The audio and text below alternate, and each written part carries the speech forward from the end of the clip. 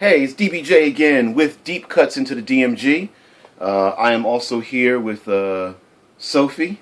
Yeah, Sophia Loren. Always want to be in the spotlight there. A cutie. Anyway, Deep Cuts into the DMG. This time I am focusing on one thing. Let's see what page it's on. 79. And there is a random table called Framing Events. I'm just going to read the little part. It's only a couple of lines.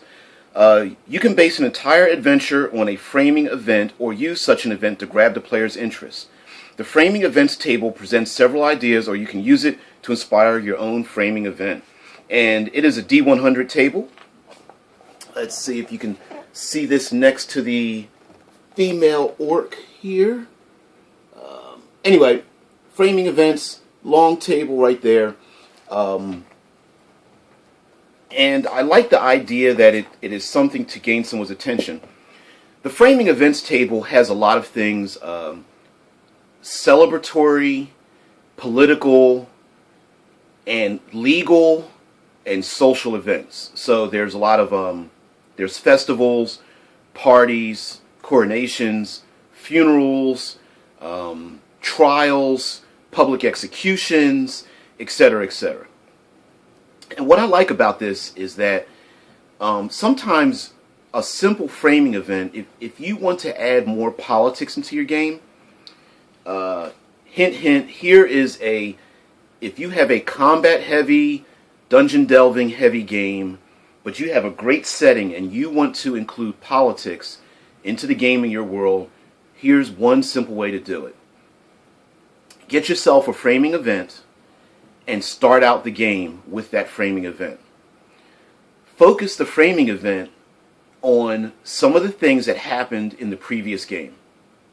So an example would be player characters, small town ravaged by goblinoids. Maybe they have an ogre or hill giant with them. Player characters go out to the wilderness, delve into the dungeon, destroy the enemy. They come back with some riches and some fame. Cool, sweet.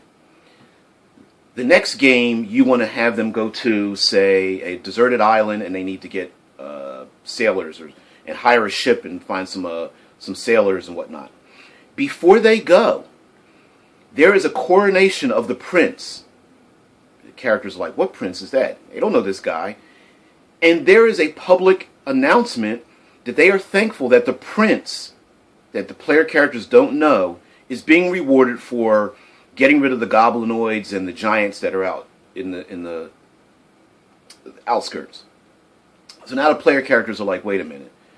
Not only did we not get any thanks for it, but some other dude that we don't know is getting thanked for it, and as a game master, you just leave it at that.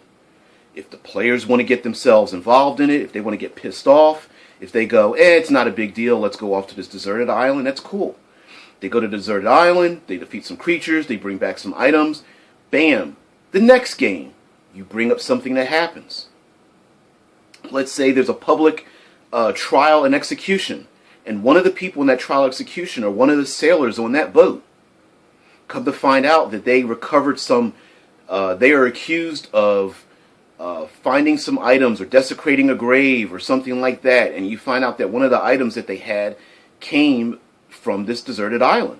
Something that the player characters would think wasn't very expensive, but maybe it's an urn from a noble that died 10 generations ago, or maybe it's maybe there was a political prisoner that escaped long ago and found out that this one sailor allowed this political prisoner to escape and live on this island. Start adding those little framing events. And little by little, as you have that opening framing event center around the player characters, they will eventually want to get involved and understand that all their actions are taking place and having an impact in the game.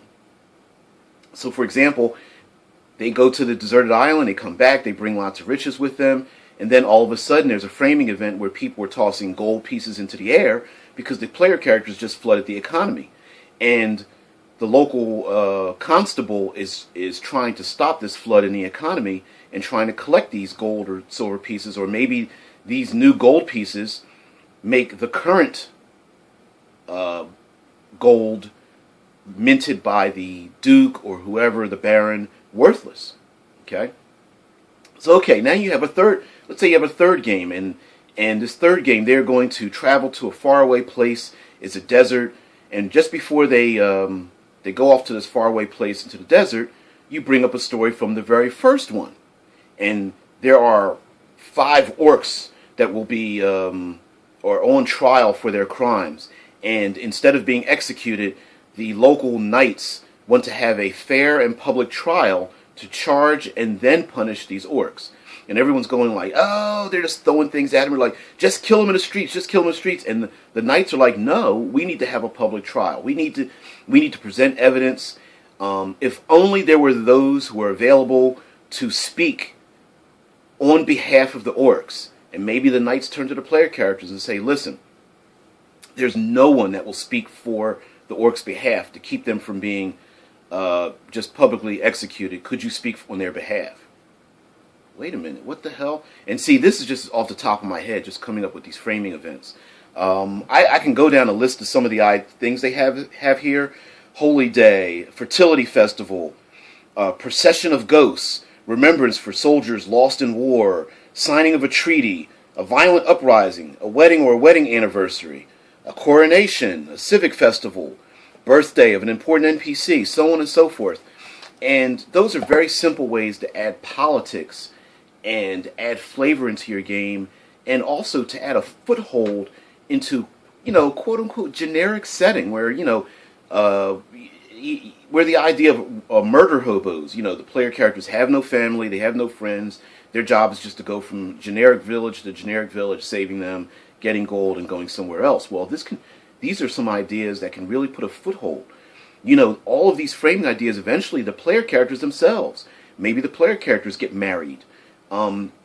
Maybe there is a funeral held because one of the player characters died. How many times has a game been framed around just a funeral of a player character that died? Normally we're just like, whatever. Let's see if we can find a resurrection spell. No, let's actually have people sad that that person left. Or maybe the player characters are pissed off that the villagers don't even care.